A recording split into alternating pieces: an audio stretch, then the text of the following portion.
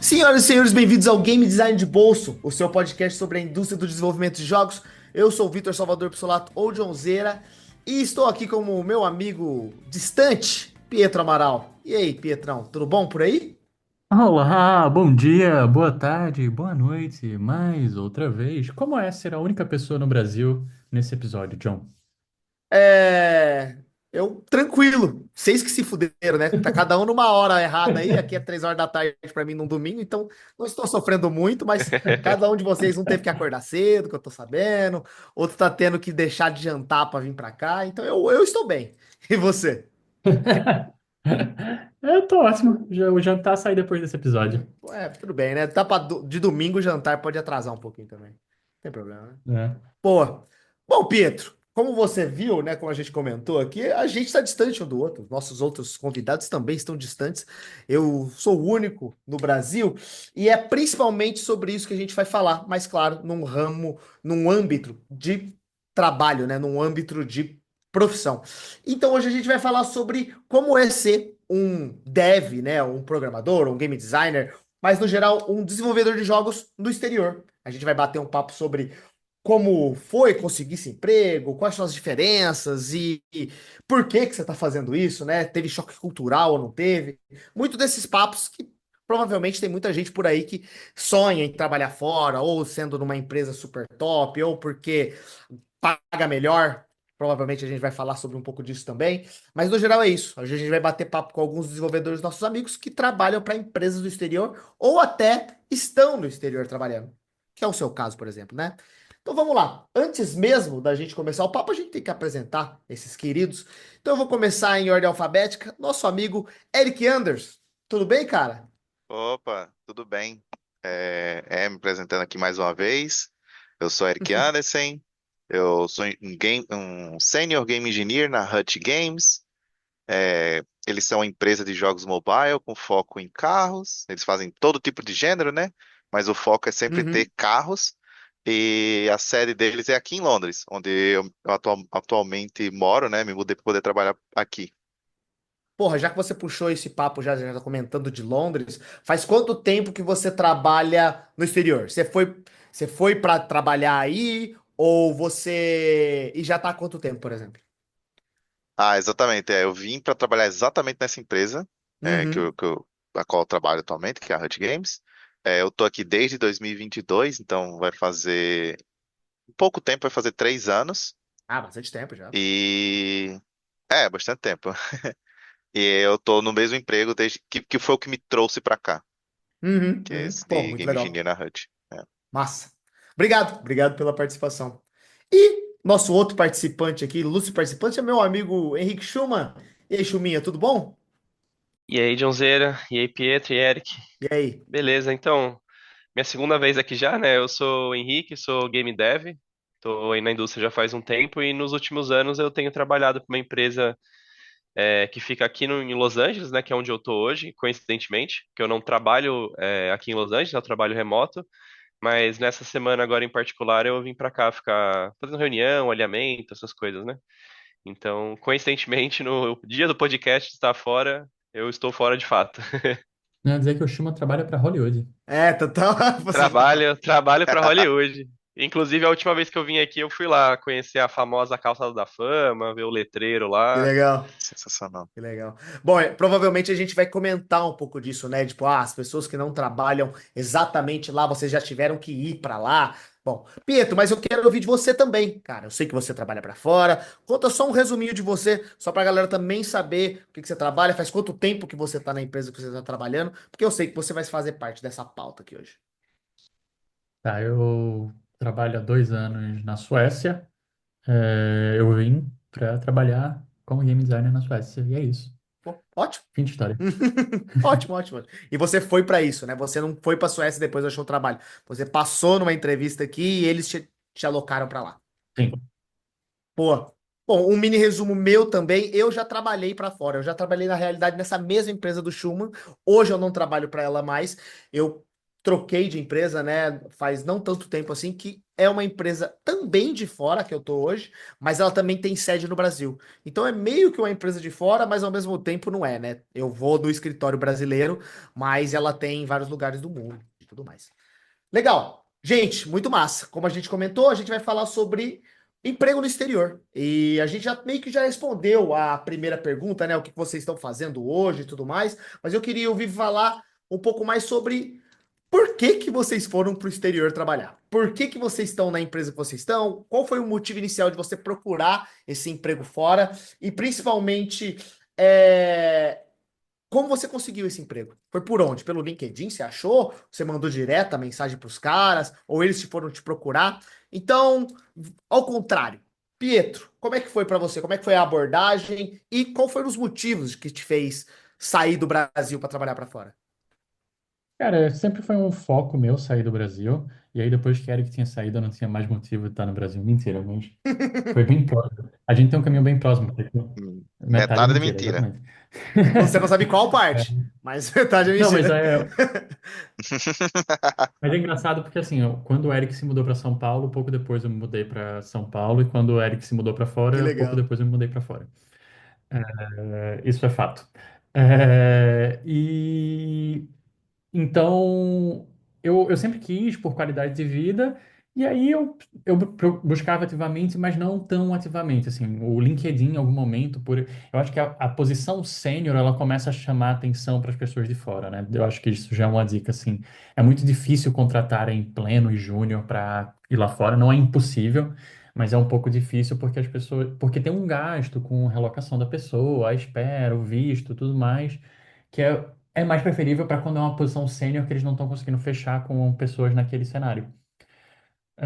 Então, quando eu estava na posição sênior na empresa anterior, na TAPS, eu consegui, veio pessoa no meu LinkedIn e o que me trouxe até aqui foi o LinkedIn, assim, veio um headhunter, falou comigo, fez, Pietro, quer participar nesse processo? E aí eu fiz o processo e hoje estou aqui. Eu acho que é isso. E aí eu largo a bola para Eric, já que eu mencionei ele na minha história. É justo. Então, a história vai ser bem parecida também, porque por mais que eu não recomende as pessoas a fazerem como eu fiz, conseguir o emprego para estar aqui em Londres hoje foi algo que foi um pouco passivo demais, na minha opinião. Porque foi justamente como o Pietro falou, eu tinha conseguido há pouquíssimo tempo o cargo de sênior, e isso eu acho que dispara vários alertas em diversos recrutadores ao redor do mundo, e eles começaram a fazer uma enxurrada de e-mails, mensagens, e tipo assim, enviavam tanto no meu e-mail pessoal, que era o e-mail que eu utilizava no LinkedIn, como eu recebia também no e-mail do trabalho, que não estava Nossa, ligado ao bagunça. LinkedIn. Então, provavelmente eles só pegavam o meu nome e jogavam arroba o nome da empresa anterior e torciam para que estava certo, tá entendendo? E no caso estava. Caraca, É, velho. Uhum. e num desses eu recebi a oferta, né? Não, não era oferta, era uma proposta para vir, para começar a fazer o teste para a empresa que eu tô atualmente. E fui passando, porque me interessou muito essa busca por uma qualidade de vida um pouco melhor. Infelizmente, eu me mudei para São Paulo pouquíssimo tempo antes da pandemia, e mesmo que Caraca. não tivesse existido uma pandemia, eu sinto que eu não tinha experimentado São Paulo como um todo. Eu morava numa região muito privilegiada, para quem conhece é o Itaim Bibi. Então, tipo assim, eu fico brincando que eu não morei em São Paulo, eu morei no Itaim só. Porque eu não saía daquele local nuclear. Eu não pegava ônibus, não pegava metrô para ir pro trabalho, porque eu ia 10 minutos andando do trabalho. E aí, só que, tipo assim, isso durou pouquíssimo tempo, durou, sei lá, 3 meses, e aí entramos numa pandemia. E aí, alguma coisa me fez, tipo assim, ficar com receio de continuar em São Paulo. Não sentia a cidade segura, não sentia bem-vindo ali. Então, eu procurei um emprego fora, principalmente foquei bastante na Europa ou no Canadá. E eu fiquei muito feliz de ter encontrado a empresa, na verdade, me encontrou em que e a coisa que me fez, né, começar o processo com ela foi ela ser 4-day work week, Ah, que que é o legal. famoso 4 dias úteis na semana, né? Famoso escala 4x3 aí. Exato, é assim que fala no Brasil, né? Escala 4x3. É assim. Então eu trabalho só da segunda a quinta. Sexta-feira é minha. Porra, que foda. É. Parabéns. E, Muito legal, e cara. eu Muito tinha até legal. falado, só um último adendo, que eu até tinha falado com o Pietro que qualquer coisa que eu falar a partir de agora, né, desde o começo, eu quero que todo mundo tenha como contexto isso, que é, eu estou trabalhando numa escala 4x3, e aí eu tenho um pouco de medo, de tipo assim, a experiência que eu tenho é um pouco diferente, e as opiniões que eu vou ter vão ser sempre baseadas nessa escala que eu tenho atualmente, tá entendendo? Total, porque isso muda muito, ó, Exato. até a sua experiência que você tem com o emprego, com o lugar da cidade e tudo mais, né? Com Exatamente. certeza. E eu acho importante, tipo assim, porque quando eu vejo comentários no YouTube e comentários no X, que eu não deveria estar comentando, mas que eu vou lá e comento mesmo assim pra infelicidade da minha sanidade mental, principalmente quando estava tendo aquela discussão sobre escala 6x1 no Brasil, o que aconteceu é que as pessoas diziam assim, porque é impossível se ter uma escala 4x3. E aí eu era tipo assim, eu dizia, gente, não é impossível. Eu estou aqui como prova viva de que é sim possível. E o pior elemento, assim, a pior desvantagem da escala 4x3 é literalmente você não poder mais. Eu não consigo nem sair dela nunca mais. Assim, é É difícil muito voltar pra difícil. 5x2 agora, É, né? exatamente. Porque eu faço parte daquele, é um estudo global que tem da 4-Day Workweek Foundation, que é basicamente um pessoal fazendo lobby quanto a isso, né? E aí eu tenho que preencher um formulário a cada mais ou menos 6 meses. E uma das perguntas que tem lá eu acho muito interessante, que é quanto de salário extra, né? Qual um acréscimo no seu salário em porcentagem você começaria a considerar voltar a um 5x2, Uhum, certo? uhum. E aí as respostas hoje em dia elas variam perto, a média varia ali perto dos 50%. A galera valoriza muito esse dia a mais, né? Exatamente. Um acréscimo de 50% no seu salário atual para você ter que trabalhar um dia a mais. Então, isso torna, só para concluir, isso torna a retenção da pessoa naquele emprego, naquela empresa, principalmente, fideliza o funcionário de uma maneira absurda. Porque para eu começar a pensar em sair da minha empresa, da empresa que eu estou atualmente, eu teria que, na média, pensar num salário 50% maior do que o atual que eu recebo. E o atual que eu recebo não é um salário Exato. abaixo da média por causa disso. Eles estão pagando a mesma coisa que o mercado paga. Porque a ideia do 4-Day Work Week é justamente esse, 4 dias de trabalho, mas recebendo como se tivesse seria a jornada de trabalho de 5 dias anteriores, né? Muito foda. É o Dream do Dream, né? Dream do Dream. É. Parabéns, muito foda. E é legal que você falou, né? Que, tipo, porra, quanto que custa o seu tempo, no final das contas? Sim, Essa é a pergunta no final, sabe? A gente até trabalha com isso quando você pensa no jogo e videogame, né? Mobile, né? Tipo, o cara vai fazer um IAP para acelerar o processo de jogo dele. É, de certo modo, até a mesmo tipo de conta que você faz, nossa, né? Quanto tempo realmente, eu teria que fazer aqui para se pagar o tanto tempo que eu tenho livre? Pô, 50% pelo menos, né? Tá certo. sim. Muito foda. Bom, Schumann, sua vez. Como é que foi? Como é que você entrou? Como é que acharam você? Você foi atrás? Como é que foi sua experiência para começar a entrar no processo seletivo, por exemplo, do trabalho? Então, o meu caso eu acho que foi um pouco parecido com o do Eric e do Pietro, assim, no sentido de que fui achado no LinkedIn, né?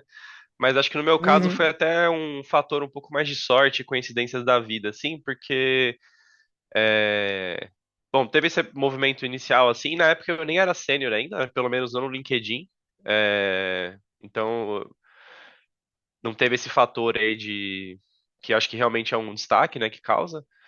Mas o que aconteceu foi que a pessoa que me contratou, né, o meu chefe da época, ele trabalhou na empresa que eu estava trabalhando. Então acho que ele conseguia ter uma referência ali interna, conversar com pessoas que ele conhecia que trabalharam comigo. E eu acho que isso me ajudou na época, né, a entrar. O Mas network, basicamente, né? é, Te ajudou o foi um cara a ter. networking indireto Interessante. ainda, porque eu não conhecia a pessoa que me contratou, eu conheci uma pessoa em comum, sabe? Uhum. E além de estar numa empresa, né, familiar para a pessoa também, né? Então foi um network indireto, assim. E eu acho que nesse caso em particular, né, no meu, eu já tinha vontade, né, eu sempre tive a vontade de morar fora. Acho que pelo mesmo motivo que a maioria das pessoas da indústria estão, né, tipo assim, é de conseguir ter acesso a empregos melhores, a ter empresas maiores, né, você acaba tendo muito mais opções lá fora do que aqui no Brasil, né? E eu sempre curti muito eu sempre tive aquela vontade de trabalhar num projeto que eu achasse legal, assim, né? Porque de jogar, tipo assim, trabalhar num jogo que você jogaria, sabe? E até Sim. então eu não tinha muitas oportunidades disso, né? E aí esse projeto, né, essa empresa quando veio me contratar, ela oferecia isso, né? Seria tanto trabalhar para pessoas de fora, né, que eu teria conta, embora não tivesse, né, era remoto, né, desde o começo sempre foi remoto. Eu não ia trabalhar fora, mas eu ia ter contato com os profissionais de fora, né? Então, tipo, a empresa quando eu entrei, ela tinha funcionários que eram ex-Riot, ex-Blizzard, ex várias dessas empresas grandes assim, né? Que pra mim era algo legal porque eu pensava, pô, vou ter contato com essa galera, vou poder ter mais experiência e tal. E o projeto era legal também. Mas aí acabou sendo isso. E até foi curioso que a minha vontade de morar fora diminuiu depois que eu comecei a trabalhar para uma empresa de fora. Eu acho Uhum. que Sim. em São Paulo, assim, né, onde eu moro também, que nem o Eric falou, assim, né? Tipo, eu moro em Itaim, eu não moro em São Paulo, assim. E eu acho que São Paulo, talvez o Brasil como um todo, né? É, tem uma questão que a sua qualidade de vida na cidade, ela depende do quanto você ganha, né? Então você pode morar em São Paulo e ter uma experiência ruim, mas você consegue morar em São Paulo e ter uma experiência melhor, assim. A depender, tipo, do quanto você consegue é, ter acesso a, tipo, sei lá, puta, é meio não seguro andar de transporte público toda vez. Mas se você tem um salário um pouco maior, você pode pegar um Uber naquele horário que tá mais tarde da noite, tipo assim, sua experiência com a cidade muda, sabe? Acho que esse é o ponto, assim. E aí, tipo, trabalhando pra fora também eu senti um pouco isso, porque teve um aumento de salário, assim, não é o mesmo salário, essa faixa, né, tipo, de salário do exterior, assim, mas teve um aumento significativo em relação ao salário daqui, né? E acho que isso começou a mudar também um pouco até a minha percepção sobre o Brasil, assim, sabe?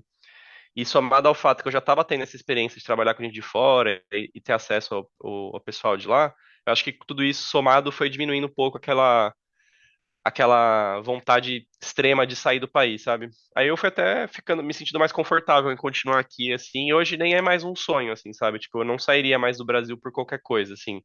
Acho que teria que ser uma oferta bem generosa, assim, pra me tirar daqui. Meio aquela coisa que o Eric falou, assim, né? Do quanto que precisa ter de aumento pra você sair do país hoje, assim.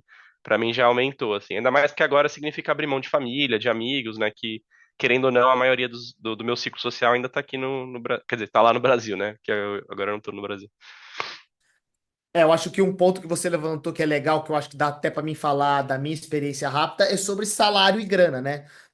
Tem muito essa imagem, né? E é verdade, sim, que a galera de fora paga melhor. Não tem jeito. A grana que você vai ganhar ali, porque o cara tá pagando em dólar, ou só na hora dele fazer a conversão, o quanto ele tá desprendendo de dinheiro que ele iria pagar por exemplo, o dev americano em relação ao dev brasileiro, mesmo que a gente não vai ganhar exatamente a mesma coisa que o dev americano, Sim, o salário ainda bate ao salário que normalmente as empresas do Brasil pagam. E esse foi o meu caso. Eu lembro que quando eu passei na empresa que eu trabalhava com você, eu tinha passado em duas empresas, uma brasileira e uma americana. Era praticamente o mesmo trabalho, o mesmo nível de senioridade, mas a americana pagava, sabe, 30% a mais. Era é. muito difícil falar que não, sabe? A grana ainda assim, pelo menos no meu caso, eu imagino que no caso de muita gente, é um fator bem valioso, assim, sabe? E eu ia ainda continuar, assim como você falou, no meu home office, na minha casa, então valeu a pena. E foi a decisão que eu fiz na época. Eu posso fazer uma pergunta? Quando foi que você fez essa mudança para o trabalho que você está para o exterior, Henrique? Ou Schumann? Foi no começo da pandemia, foi em 2020. Quer dizer, no começo não, né? No começo da pandemia foi 2020. Isso. Eu acho que eu mudei pra lá em 2021, 2021 ou 2. Ok. Acho que foi 2022. Foi no meio da pandemia, na verdade. Então você sentiu bastante essa diferença entre começar a receber em dólares um salário de um, de um desenvolvedor americano estando no Brasil. Então, na verdade, eu ainda não senti tanto. Ah, não? Porque que nem eu falei, tipo Hum, assim, até uma coisa que eu acho que é legal de falar é o seguinte, tem muito trabalho que você, pelo menos agora do que eu vejo, é tipo assim, você não vai receber o valor que eles pagam, assim, no remoto, o valor que eles pagariam por uma pessoa que está lá presencial no país de origem, né? hum, Então, o salário que eles pagam no remoto, eu acho que a tendência é a diminuir. Acho que quando começou a pandemia, quando teve o boom, eu acho que era pagar meio que um para um. Então, você estava isso. remoto ou não, tipo, era bem próximo. Hoje em dia já deu uma queda significativa, só que ainda é mais próximo o salário de fora do que o salário daqui. Nessa empresa que eu tô agora, ela é um pouco ao contrário. Ela, tipo, assim, ela paga um pouco acima do Brasil e não um pouco abaixo dos Estados Entendo. Unidos. Mas ela não é algo gritante igual é quando você pega um salário do exterior, assim, sabe? Sim, entendo. Eu senti uma diferença maior porque eu acho que existe uma pequena diferença maior entre o sentimento do game designer fora e o game designer no Brasil, sabe? Teve um pulo bem, pelo menos na empresa que eu estava anterior para cá, era um pulo bem significante, assim, o tanto que ia mudar meu salário. Praticamente dobrou, sinceramente. Tu sabe dizer por quê? É uma questão de valorização do profissional? Eu Oferta? acho que deve ser um pouco disso, né? Acho que é um pouco da valorização do tipo de profissional para fora em relação ao quanto eles pagam no Brasil, porque normalmente game designer ganha um pouco menos, né, no Brasil que em relação a Sim, programadores e tudo mais. Então quando eu fui para lá rolou isso. Eu acho que game designer é desvalorizado no geral, assim. Só que lá fora menos. Então você sente esse aumento porque a desvalorização É, fora é menor, né, do que no Brasil. Acho que no Brasil é mais valorizado ainda, assim. Que é triste, exato. né? Mas acho que Uhum. acontece. é. Brasil, o game design ele faz acúmulo de funções, essa é a realidade. É, bom de chapéu, né? É o famoso É. generalista, né? Tu falando de conversão, me lembrou que uma coisa que também me fez procurar emprego pro exterior foi justamente ver que eu tinha entrado na empresa que estava no Brasil, que era uma ótima empresa, meu salário, ao ter entrado nela em 2019, quase que quadruplicou o que eu ganhava quando eu estava no Nordeste. Só que Caraca. entre 2019 e 2022, o meu salário mais do que dobrou. Só que se eu pegasse o meu salário em dólar para cada uma das épocas, o meu salário só tinha aumentado 8%. E meu salário Caraca. mais do que dobrou em real.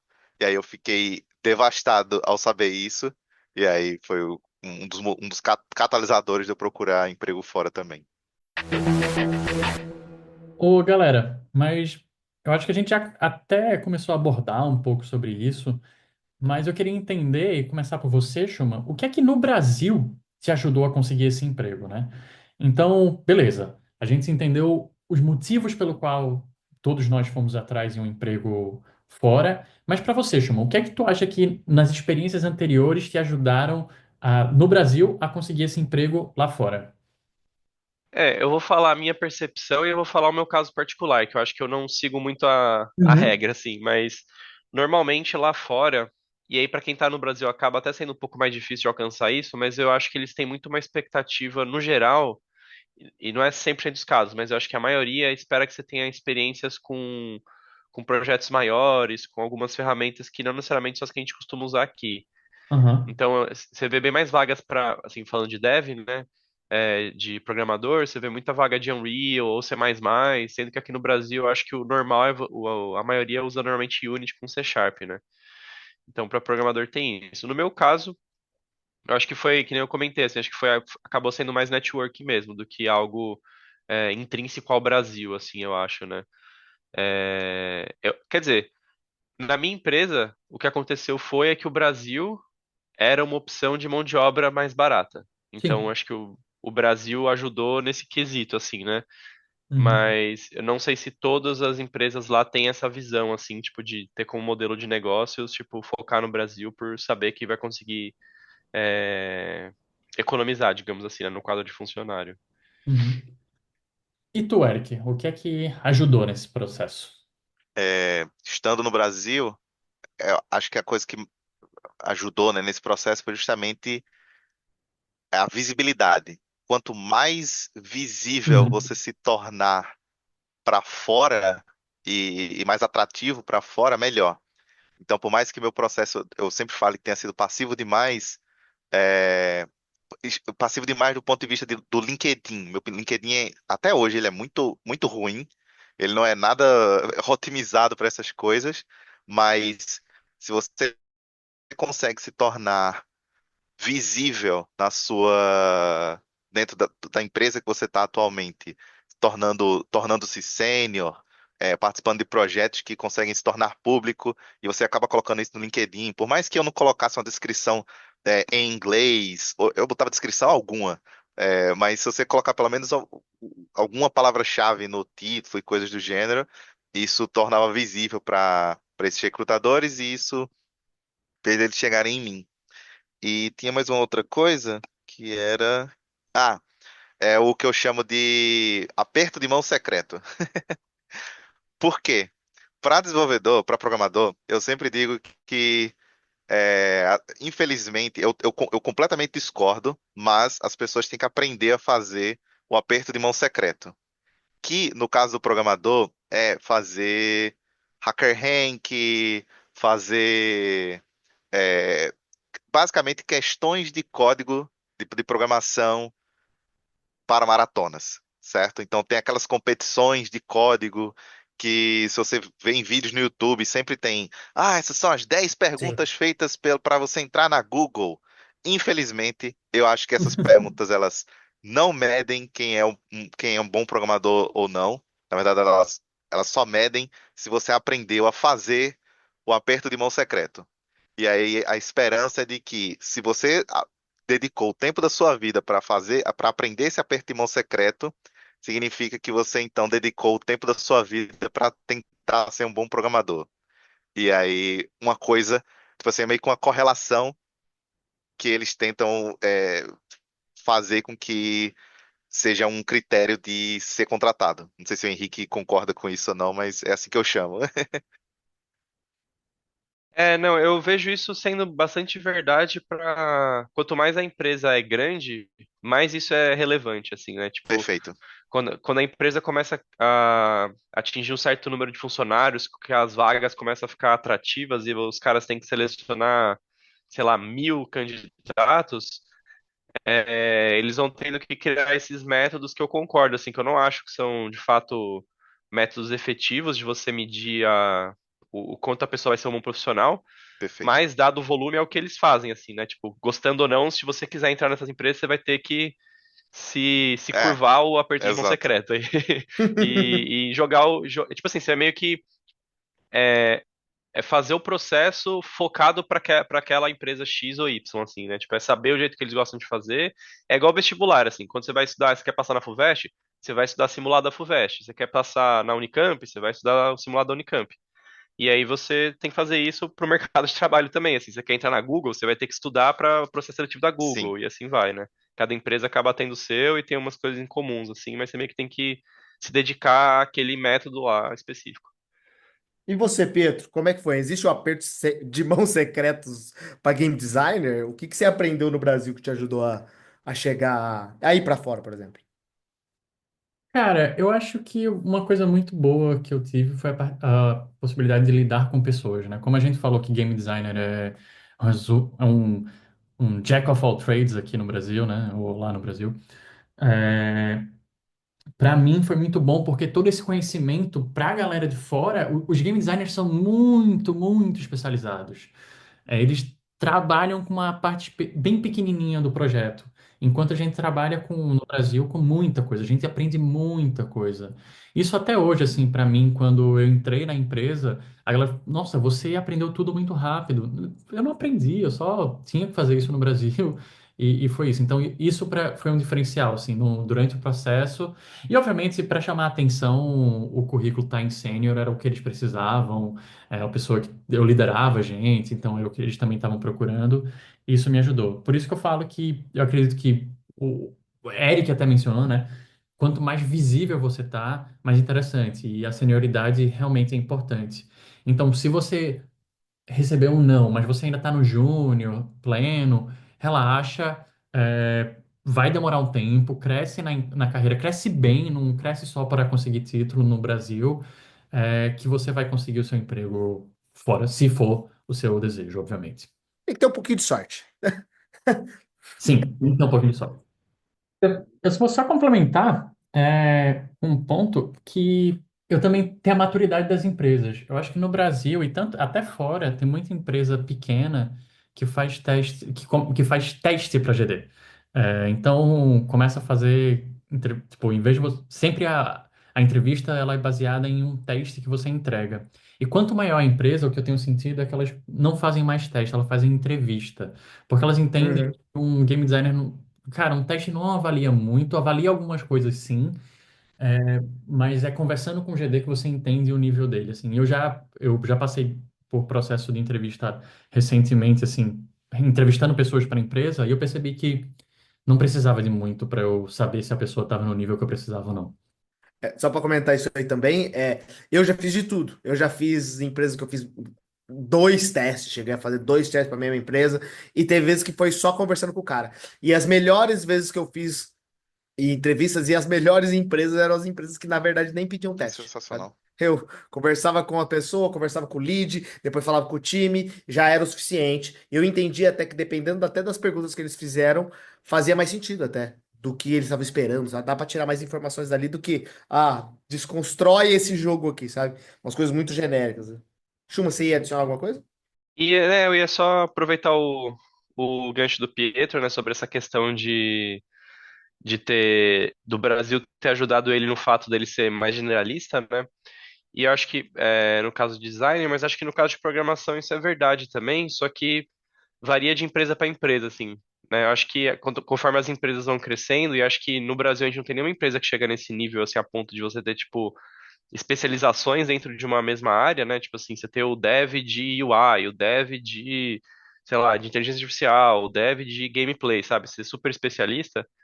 É, Você tem empresas que optam justamente pelo contrário, assim, né? Tipo, então, por exemplo, a que eu tô hoje, você não tem a especialização, assim, das áreas, né? Dentro de engenharia, dentro de design tinha um pouco, mas acabou se perdendo também. Então, tipo, acho que o fato de ser generalista no Brasil, para um certo grupo de empresas lá fora, isso vai te ajudar também, assim, né? Você não tá super limitado, como é, na verdade, a norma lá fora, né? Normalmente é mais comum as pessoas serem especializadas lá fora e não generalistas, igual a gente é aqui.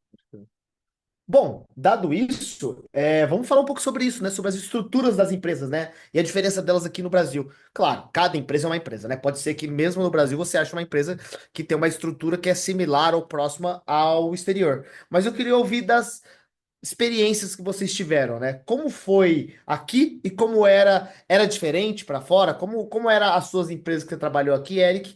E como é hoje? Estruturalmente é diferente ou é parecido? Como é que elas conversam? Então, eu concordo com o Schumann nesse sentido de que, tipo, as, as empresas elas não têm essa especialização tanto, mas, infelizmente, eu fazia parte de uma empresa que era exceção nesse caso. Então, estruturalmente, a empresa que eu trabalhava lá em São Paulo, ela já era muito parecida com a empresa que eu trabalho hoje aqui em Londres. Mas a organização estrutural, ela só é parecida. A maneira como as coisas de fato funcionam é bem diferente.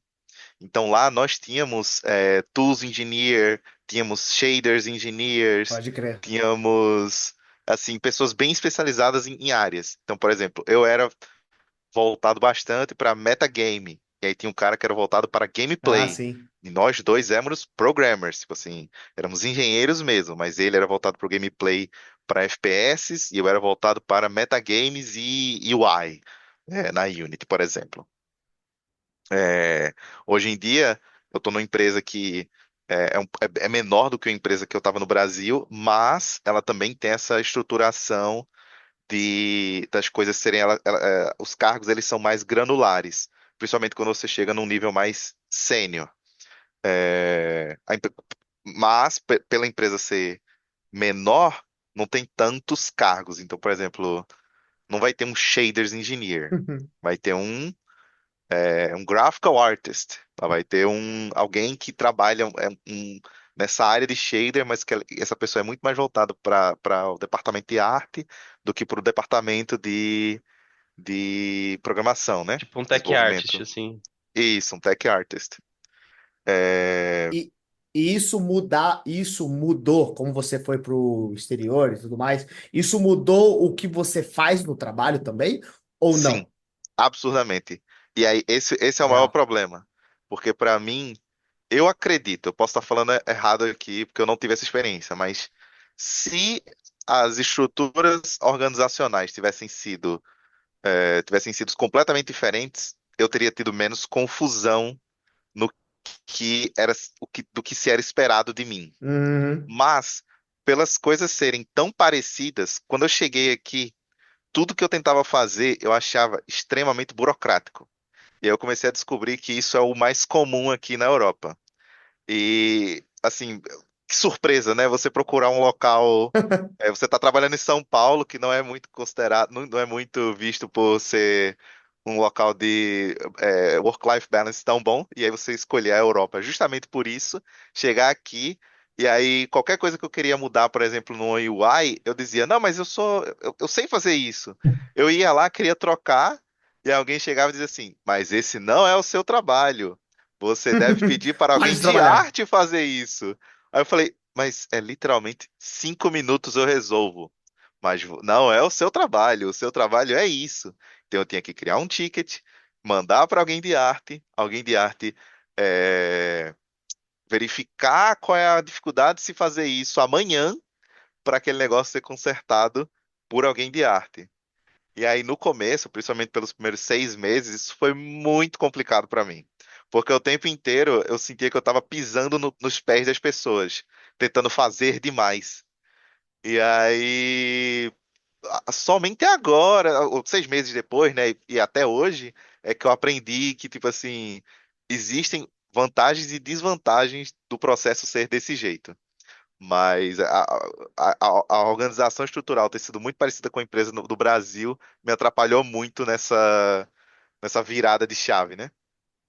Uhum. É muito legal que você está falando desse caso seu, que você trabalha numa empresa menor, mas o jeito da estrutura de fora ainda assim ele é mais cada um no seu pequeno espacinho, né? Porque eu tava Sim, pensando que isso, na verdade, só era coisa de empresa muito grande, né? Quanto maior a empresa, fica maior a burocracia, vamos se dizer. Mas você está sim, mostrando que, na verdade, não. Na verdade, não é porque só que a empresa é maior que isso acontece. Porque isso é muito o meu caso. Eu já trabalhei em hum, empresas que eu era o único game designer e eu literalmente tinha que fazer tudo, né? Eu era o cara do meu balanceamento ao mesmo Deus. tempo que eu era o cara do gameplay, eu era o cara que montava os bundles e blá blá blá. E hoje na empresa que eu trabalho, que eu sou terceirizado para uma empresa de fora, é muito exatamente o que você tá falando, né? Uhum, A empresa, cara, pra você literalmente propor algo, você tem que já fazer umas 2 reuniões antes. sim, É uns negócios meio absurdos, assim. E eu tava sim. imaginando que era mais porque, talvez é porque a empresa é grande demais, né? Hoje eu trabalho do lado de, sei lá, 12 game designers. É muita gente. Mas legal que o seu lado, isso acontece não por causa do tamanho da empresa. Muito Acho que é uma foda. questão muito mais cultural do que de tamanho também, né? Uhum, exatamente. Boa. Aqui no Brasil, como a gente falou, dar o jeitinho, né? Sim, Lá qualquer pros caras, coisa não, você cara. resolve. É, Já você tem 5 minutos? Então faz aí, faz o pull request, não precisa nem fazer swarm review, né? Não precisa nem fazer ah, review e passa, né? Aí já pra fora, não, meu irmão, 4 pessoas têm que aprovar seu pull request, senão ele não vai ser aprovado. exatamente.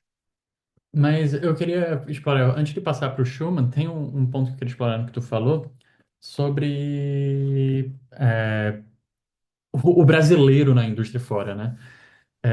Uma Hum, experiência minha, assim, é que aqui o brasileiro é sempre bem visto como cara trabalhador e tal. O brasileiro sempre. Basicamente, o brasileiro se dá bem em empresa fora, pelo meu sentimento, porque a gente aprendeu a, tipo, cara, tá um problema, eu vou resolver, eu vou lá e faço. Não é nem por jeitinho, é porque a gente aprendeu a trabalhar assim. A gente aprendeu que tem um problema, a gente resolve, e às vezes a gente até trabalha mais, né? ferindo o que seria um work-life balance, só porque a gente, eu tenho isso Sim, aqui, eu preciso resolver rapidão. Você sente alguma diferença, assim, por exemplo, entre você ou os brasileiros da empresa, né? Não sei se tu conhece Filipe Libório, que trabalha lá na tua empresa. É, conheço, conheço. é, mas tu sente uma diferença entre os desenvolvedores brasileiros e os de fora? Ou pelo menos da Europa, no teu caso. Ah, eu acredito que não todos, mas a maioria teve esse mesmo problema, principalmente no começo, de a proatividade demais acabava se tornando algo que era.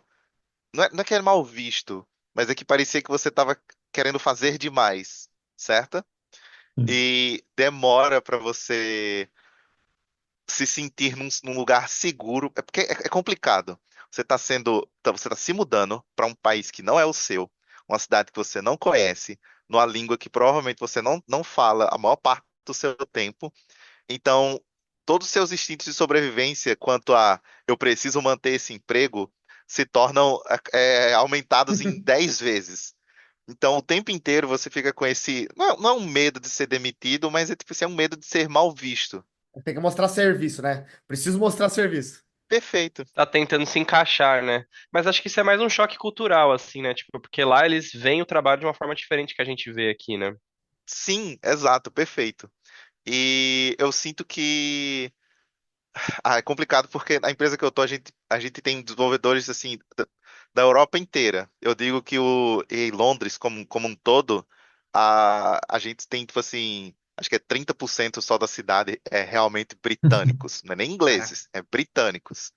Então, tipo, é um negócio muito, muito, muito interessante, porque nós somos, acho que, no time que eu estou, do jogo que eu estou, nós somos, acho que, algo em torno de 20 desenvolvedores. Eu vou chutar aqui que, sei lá, 6 são britânicos. Então, tem muito europeu, de fato, franceses, o pessoal mais ali do leste europeu e coisas do gênero, né? Mas voltando para os brasileiros, eu sinto que todo mundo teve um pouco desse problema de não entender como se encaixar no work-life balance. E aí, dependendo da pessoa em si, ela conseguia finalmente entrar no ritmo cultural de que, tipo, olha, cada um tá no seu papel do que se deve ser feito no jogo e respeitando o espaço de todo mundo, respeitando o trabalho de todo mundo, a gente consegue fazer um trabalho da hora sem ter que as pessoas estarem virando noite da quinta para sexta, tá entendendo? Que seria a enfim, a minha sexta-feira é na quinta, então complicado. Sexta é o Ninguém novo precisa trabalhar sábado no e o fim de sábado é o semana. sábado 2, né? Exato, eu tenho 2 sábados. E como foi para você, Schumann, toda essa experiência? Acho que de estrutura de empresa, para mim é um pouco difícil comparar, porque não foi só uma mudança de empresa brasileira para empresa exterior, né? Foi de mudança de uma empresa brasileira um pouco mais estruturada para uma empresa americana em startup, né? Então eu acho que as maiores mudanças que eu senti é devido ao fato de ser uma startup, mais do que ser uma empresa americana, sabe? Mas a estrutura da empresa em si, na verdade, ela já mudou bastante ao longo desse tempo que eu tô lá, assim, né? Tipo, hoje a empresa é completamente diferente de quando eu entrei, que é bem diferente de um período que teve há um ano. E hoje tá sendo mais, tipo assim, programador, sabe? É engenheiro. O que tiver de fazer relacionado a isso, vai fazer. Vai estar mais generalista agora, assim, né? Pode crer. E para você, Pedro, como é que foi? Foi um baque a diferença do Brasil? Como é que foi? E a relação da proatividade que você mesmo comentou ali? Como é que foi? Cara, é como eu falei, né? Eu fui bastante elogiado no começo por conseguir me adaptar rápido, mas não foi muito sobre mim, é sobre o costume do Brasil, assim. No Brasil, a gente tem que se virar nos 30 assim. Então, eu tive um mês para fazer nada aqui, um mês para conhecer a empresa. E isso, para mim, já Caraca. é uma semana eu já tava com. Tem um amigo meu, Eric, Délio, que ele entrou recentemente em uma empresa de fora, como programador. E aí foi engraçado que ele falou: Cara, me deram uma task. que era para passar um mês nessa task. Resolvi ela hoje, não sei o que eu vou fazer mais. E se eu não me engano, o Eric teve o mesmo problema assim no começo. A galera dá uma task no começo, esperando que a gente vá num ritmo europeu, e a gente só resolve, porque, mano, deram pra gente resolver, vamos chutar a bola e vai pra frente. Mas eu acho que uma coisa. Tem algumas. Eu acho que um fator muito engraçado aqui: ninguém tira um dia de doença, né? De licença, porque tá doente ou tá gripado. Sempre todo mundo tira 2 dias. Tem questões de leis e tal, mas você percebe que, tipo, cara, ninguém vai tirar um dia só, todo mundo vai tirar pelo menos dois. E eles aqui, e no Brasil, se a gente só para de trabalhar se a gente tá realmente muito ruim. Aqui, se o cara acordou mal, não dormiu bem, mano, não vou trabalhar hoje, vai ser descontado do salário, mas muita gente não se preocupa muito com isso e não é mal visto, é super entendível. Se você não tá bem para trabalhar, você não vai ser produtivo, então por que tá trabalhando? É, e eu acho que a questão de ser proativo, que já foi comentado assim, um fator para mim que às vezes ainda acontece, tem um amigo meu que eu converso muito com ele durante o dia, mandando coisas, a gente debatendo sobre projetos e tal. Quando dá 5 da tarde, ele já manda, Pietro, só amanhã agora. Nem me manda mais nada. Tchau. É, tipo, não espere resposta. Às vezes eu preciso mandar e eu só mando. Ou, amanhã tu me responde isso? É, Aham. Justo. é o que É, eu tenho acontece. expressão, né? Caiu a caneta, um negócio assim. É, Não, ele pode fala crer. que, Tocou a sineta, caiu a caneta. Caiu a caneta, exato. Aí. ele fala que a lojinha tá fechada. É um bom jeito de falar isso. Legal. Legal. Mas eu queria perguntar, começando para o Schumann, como tem sido. Não sei, Schumann, se na sua empresa você tem que falar com pessoas de fora, né? A língua. Mas como é que como foi essa barreira da língua? Mesmo que todo mundo fale inglês, não era a nossa língua principal até você estar trabalhando ali, né? E às vezes, até por algumas expressões, algumas coisas, em português você está acostumado com certas expressões serem tratadas diferentes, enquanto é tudo sobre o convivência com a língua, né? Como foi esse primeiro contato com você, se você tem esse contato? Não é. Assim, eu tenho um inglês que eu acho que ele é bem bom, assim, né? Eu sinto que eu não me sinto tão limitado para me expressar usando inglês, né? Mas Uhum. definitivamente não é igual ao português, né? Tipo assim, no português eu me sinto muito mais confortável. E aí o que eu sinto, né, que muda bastante pra mim é até engraçado, mas esse é um pouco da minha personalidade. Eu acho que eu sou mais sério em inglês Uhum. do que em português. Justamente porque em português a gente, tipo assim, pô, cresceu com a língua, e não só com a língua, mas com a cultura, né? Então a gente tem muitas referências, piadinhas, expressões que você usa no português, que você até modifica a palavra ali só pra fazer uma graça e dar um tom mais humorado, que no inglês eu não tenho isso, tá ligado? Então eu tenho que acabo caindo mais pro inglês formal, que é o que você aprende, né? Ou às vezes que você vê mais em seriado e tal. E até porque, assim, na dúvida entre eu tentar fazer uma brincadeira ou não fazer uma brincadeira, eu prefiro não tentar do que, tipo, fazer uma brincadeira que pegou meio mal porque eu simplesmente não conheço o Pode contexto, crer. sabe? Então acaba que você fica um pouco, eu pelo menos, né, eu fico um pouco mais sério em inglês. Mas conforme nesse tempo, né, você perguntou, né, se eu trato com pessoas de inglês, assim, diariamente, né, bastante, inclusive, assim. Hoje eu tô como lead lá, né, o meu time ele é inteiro de brasileiros, os engenheiros, mas todas as outras áreas, elas têm pessoas que não são do Brasil, né, pessoas que são de outros países e aí a gente acaba tendo que falar inglês, né, independente se a pessoa é americana ou não. Então, a maioria das reuniões eu vou estar falando inglês, assim, né? E é claro que ao longo do tempo eu fui pegando algumas coisas, sabendo, né, usar uma expressão ou outra, até pela vivência com eles, né? Você acaba pegando um pouco, mas ainda acho que não se compara ao português, né? Ah, então, eu, eu diria também que eu tenho inglês suficientemente avançado para passar as ideias do que eu estou pensando e trabalhar não é um problema, mas às vezes eu tenho preguiça de falar inglês. Assim, é algo que tem que ser respeitado, porque falar a sua língua materna é tão mais fácil. E, obviamente, o Henrique, ele trabalha a maior parte não, né? 100% home office. Já eu trabalho num esquema híbrido. Então, às vezes que eu estou no escritório, a maior parte das vezes eu estou bem em falar inglês. Eu sinto que tem a mesma coisa a personalidade que você tem em inglês e em português. Pelo menos para mim é levemente diferente. Eu sempre fico brincando com o pessoal lá que tipo, nossa, se vocês soubessem português, vocês iam entender como eu sou muito mais inteligente do que. Muito mais engraçado, muito mais inteligente. Nossa senhora, eu faço muito mais piada em português. E eu tento ser ainda uma pessoa engraçada porque é como eu lido com tudo na vida, é com muita piadinha, mas de fato me falta, às vezes, essa vontade de querer fazer um pouco mais. Eu digo assim, ah, não, mas eu vou ter que começar a falar inglês, vai ser mó, Preguiça, né? tipo assim, chato de vez em quando. É preguiça. Não é sempre, mas vamos dizer que uma vez a cada um dia a cada mês eu tenho essa preguiça de falar, eu fico um cara mais recluso só Uhum. naquele dia, tá entendendo? Que Uhum. cansa também, um pouco também, É, né? Mas isso é real, assim, é, tipo, já teve vezes que a gente precisava marcar uma reunião e a gente marcou só com quem era brasileiro e só alinhou depois com quem não era pra gente poder Ah, ter pode reunião em crer. português, assim, perfeito. sabe? Tipo, a gente já fez esse tipo de Nossa, coisa, assim. várias vezes no time que eu tô mais nuclear, nós somos seis e um deles é um outro brasileiro. E aí, de vez em quando, eu preciso resolver alguma coisa, e aí tem ele e mais uma outra pessoa, sei lá, uma britânica lá.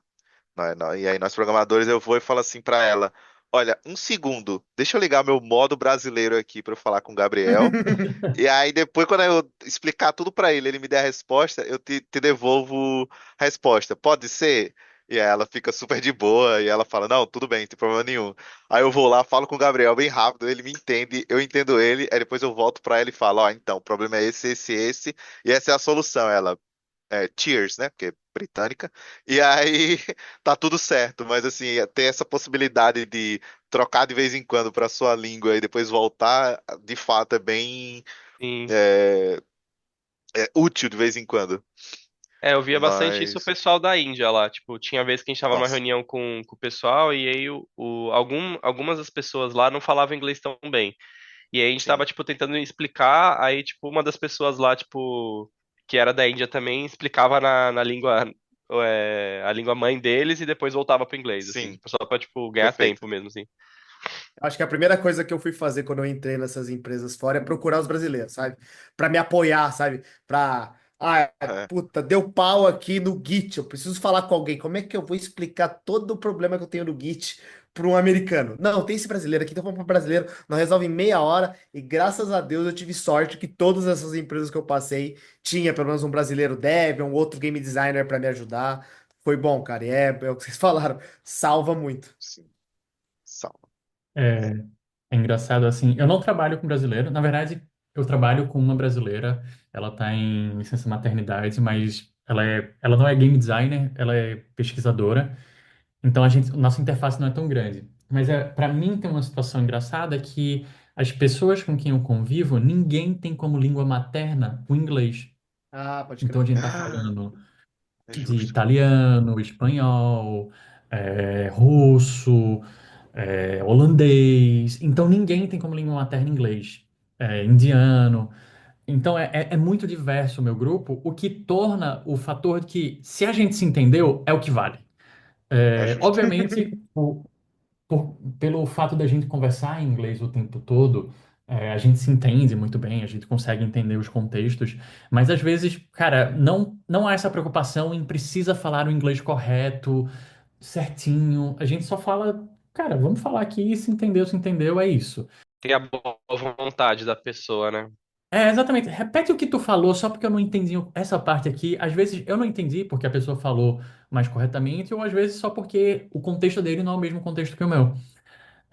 Mas é muito engraçado que eu lido muito próximo com o italiano e a gente fica brincando muito como é mais fácil para a gente se entender porque a gente tem uma cultura de certa forma próxima, latina, né? Mas essa é a nossa proximidade e é muito engraçado esse cenário. É. Mas não tem nenhum britânico, nenhum australiano por perto? Tem um britânico, eu não falo com britânico normalmente, então. É justo. Colonizaram demais. Roubaram nosso ouro. É, É justo. roubaram muita coisa. É, O ouro do mundo, né? mas Exato. É, eu vou fazer essa pergunta, começar pelo Chuminha, porque, Chuma, você está trabalhando para fora, mas no Brasil, né? Correto. E você está trabalhando para uma empresa nos Estados Unidos.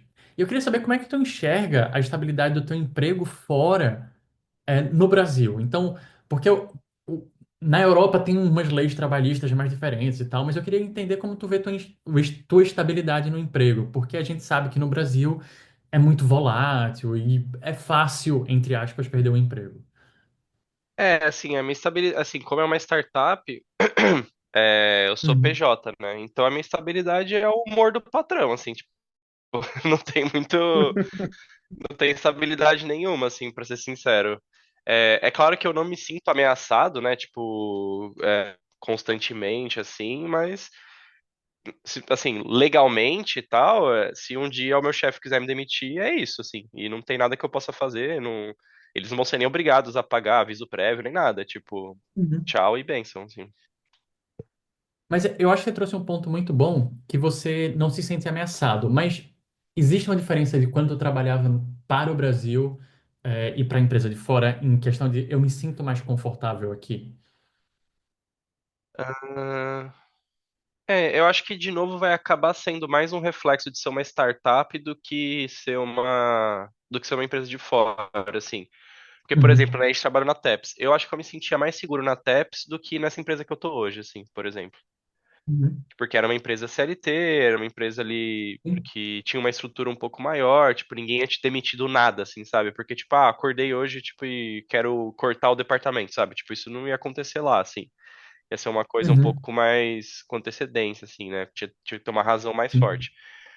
Mas como é startup, tipo assim, não tem muito essa questão, sabe? Tipo, as decisões ficam mais centralizadas na mão de poucas pessoas, então a empresa mesmo já mudou bastante, né, de uns tempos pra cá, e eu acho que por conta disso acaba que a segurança fica um pouco afetada, assim, né?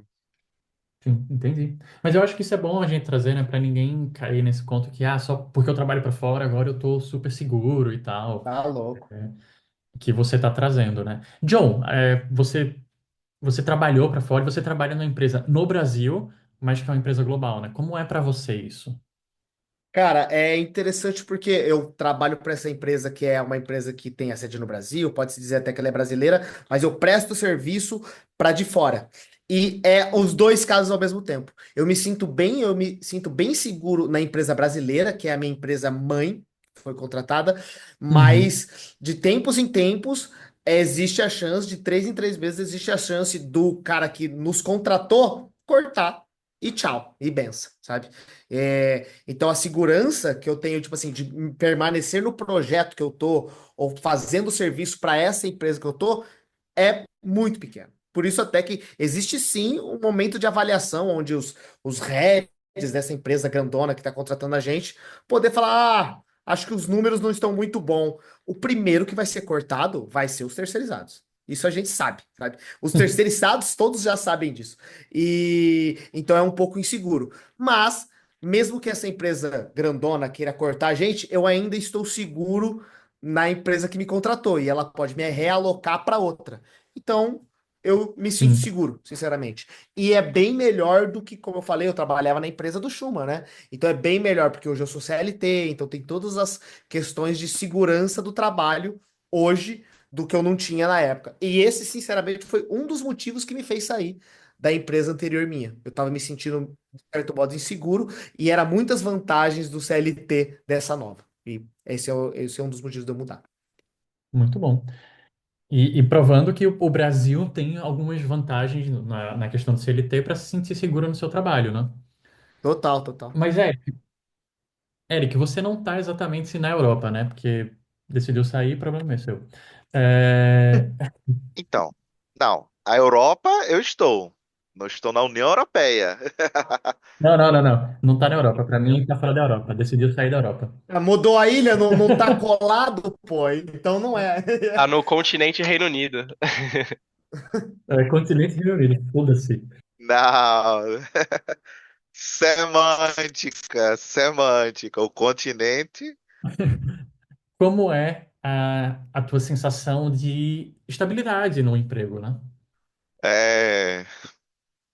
Ela, por mais que tenha se acontecido o Brexit, em que o Reino Unido como um Uhum. todo decidiu sair erroneamente da União Europeia, o que fique claro que eu sou contra Que é fique claro aqui. que quando você vai olhar no papel, mais a fundo, quando você vai olhar mais a fundo as coisas, é que não se mudou muito depois que aconteceu o Brexit. Inclusive, eu deveria até agradecer o Brexit, Uhum. porque estranhamente, o motivo de eu estar na Hut atualmente, de eu estar em Londres aqui, é o Brexit. Porque, do ponto de vista de trabalho, o que aconteceu-se é que, após o Brexit, trabalhadores que eram da Europa, agora, para poderem trabalhar no Reino Unido, tinham que ter um visto de trabalho. E, em geral, a grande maioria do europeu, ele não está a fim de fazer um visto para ter que ir trabalhar fora. Um cara que é um espanhol, um italiano, um francês, um romeno, um, um sérvio, né? Eles não querem ter que fazer um visto para poder trabalhar fora, quando você pode escolher literalmente qualquer outro país da União Europeia, chegar lá e tá tudo certo, você já poder trabalhar. Mas existe um pessoal no mundo que tá super disponível para fazer um processo de visto para poder trabalhar fora. E esse pessoal é chamado de latino. É, nós abraça, nós Então, vai pra cima. exato. O pessoal falando assim, tem que fazer um visto para trabalhar fora. Vocês topam? Eu falei, tem como ser diferente? Então, o que aconteceu foi isso. Graças ao Brexit, se abriu muito as portas do Reino Unido para pessoas latinas. Também eles abriram bastante também para o Commonwealth, né? Que são, eu não vou explicar muito, mas é como se fossem países em que eles são mais ligados Colônia, meu filho, por causa. colônia. As colônias, exatamente. As colônias inglesas. Afinidades econômicas unilaterais. É, exato. Afinidades econômicas. As colônias deles, eles permitem as pessoas virem trabalhar muito facilmente. Então, em geral, vai ser Canadá, Austrália. Índia e. Ai, meu Deus. Austrália. É basicamente isso. Então, começou a ter uma imigração muito maior de trabalho desses três países e dos latinos como um todo. Então, eu vejo, tá tendo assim, ainda é um número minúsculo, mas latinos como um todo, e principalmente brasileiros, estão começando a imigrar aqui para Inglaterra. E aí, do ponto de vista de leis de trabalho e leis de segurança alimentícia, e leis de saúde, coisas do gênero, é muito parecido com a União Europeia ainda. Quando o Reino Unido precisa fazer qualquer tipo de exportação para a União Europeia, que ainda é um dos seus maiores parceiros comerciais, eles ainda precisam estar dentro das normas da União Europeia. Então essas coisas não mudaram. Então o Brexit meio que foi Uhum. muita coisa e pouca coisa ao mesmo tempo. Então, as leis de trabalho aqui são muito. Eu ainda gosto, ainda digo que elas são muito boas. Então, a gente sabe como a gente tem um aviso prévio no Brasil, que é se eu vou Sim. me demitir de uma empresa, eu preciso dar um aviso prévio de. Normalmente é um mês, né? Se eu não estou enganado, no Brasil. Sim, sim, exatamente. Aqui, esse contrato esse tempo é no seu contrato. E à medida que você vai avançando na career ladder, né? Na progressão de carreira, à medida que você vai subindo na progressão de carreira, esse tempo vai aumentando também. Então, quando eu entrei aqui, era a mesma coisa, era um mês de aviso prévio para poder sair do meu emprego atual, para poder trocar de emprego. Agora que eu sou sênior, esse número eu acho que passou, ou foi para 2 meses ou 3 meses. E aí você pensa, nossa, mas isso é ruim. Mas não é. Porque aqui o contrário também é válido. Então, se eles quiserem me demitir, eles têm que me dar 3 meses de aviso prévio para só depois de 3 meses me demitir. Porque é uma via de mão dupla, né? Então, se por algum motivo o aviso prévio se torna muito longo, também se torna muito longo para eles me demitirem. E eles não E aí vão aumenta E a querer. sua eles não querem, né? segurança, né? Vai dar É trabalho exato, pra meio que caramba. aumenta a minha segurança, porque, tipo assim, Uhum. qualquer. E não só isso, né? Tem várias outras coisas que mostram que, tipo assim, é comum, visto essa onda de layoffs que vem acontecendo ao redor do mundo com game dev em especial, né? Tem muita coisa relacionada a programação, a programadores em geral, mas também com game devs. E eu sinto que as empresas, pelo menos a empresa que eu tô, eles têm essa preocupação de o tempo inteiro estar dizendo, olha, se os nossos desenvolvedores, nossos funcionários como um todo, tem que o tempo inteiro estar se preocupando se vão ter emprego no próximo mês, eles não vão estar conseguindo programar não, eles não vão estar conseguindo desenvolver o jogo que a gente quer que eles desenvolvam.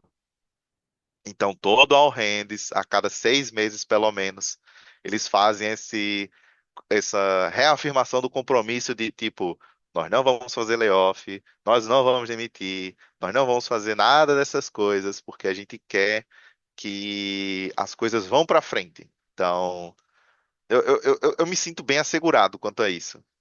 Eu, obviamente, não senti isso no Brasil. Muito Sorry. massa, muito massa. Bom, a gente está falando do trabalho, né? Estamos falando basicamente do dia a dia também, um pouco, né? De como é o desenvolvimento, comentando sobre isso. Mas, claro que a gente não chegou lá bonitão e é o chefão de tudo, né? A gente não abriu a empresa. Então, a gente provavelmente tem gestores. E aqui no Brasil tem, como a gente mesmo falou, tem uma pegada brasileira, o jeito brasileiro de fazer desenvolvimento de jogos e o jeito brasileiro de ser. Mas eu queria ouvir falar, que vocês falassem um pouco mais sobre a gestão que vocês têm fora do Brasil. Ela é diferente? Ela é igual? Os seus líderes, os seus chefes, existe uma expectativa diferente em relação ao que o que eles querem de vocês? E a gestão é boa, é ruim? Eu sei que talvez isso seja particular, mas existiu algum baque em relação a isso com uma empresa de fora? Pietro, você, como é que foi para você? Cara, eu acho que o que eu sinto mais diferença, apesar de minha manager hoje ser a melhor manager que eu já tive, é, impessoalidade. Aqui, no Brasil, a gente, cara, você senta, quer saber da vida do cara, quer saber como as coisas estão. E aqui é muito tipo, tá doente? Tá, melhorou, melhorei. Ah, beleza, então agora vamos falar de trabalho. Então Uhum. tem muito uma impessoalidade no processo com que você é tratado, e não é de uma forma ruim, tá? É só porque as pessoas são assim. Eu tenho diferentes managers em geral, mas a galera é muito profissional e eu sinto que a impessoalidade é a maior diferença. Sempre vai ter aquele manager mais caxias, sempre vai ter aquela pessoa mais de boa. Ah, não, isso daí tá de boa. Vai ter aquela pessoa que quer conversar mais. Então, eu acho que, em resumo, é tudo a mesma coisa, de um lado para o outro. Depende da estrutura da empresa, claro, mas eu acho que a impessoalidade é o que mudou mais para mim. Eu não sei, Eric, se você sente a mesma coisa. Nossa, bastante, é. Quando começou a falar, eu não estava conseguindo traduzir o sentimento do que era diferente, mas tu falou, é exatamente isso mesmo. A impessoalidade, mas é porque eu tô tentando ver se eu consigo algo melhor, mas não, de fato é. A impessoalidade, ela, ela causa, às vezes, uma estranheza. Não é que é ruim, é só que é muito diferente do que era no Brasil. E até hoje eu ainda sinto que o melhor gestor que eu tive era o gestor que eu tinha na empresa passada, que era lá em São Paulo, mas eu tô, acho que mais um desses choques culturais, eu tô tendo que aprender a lidar mais com essa coisa ser mais é, muito direta, né?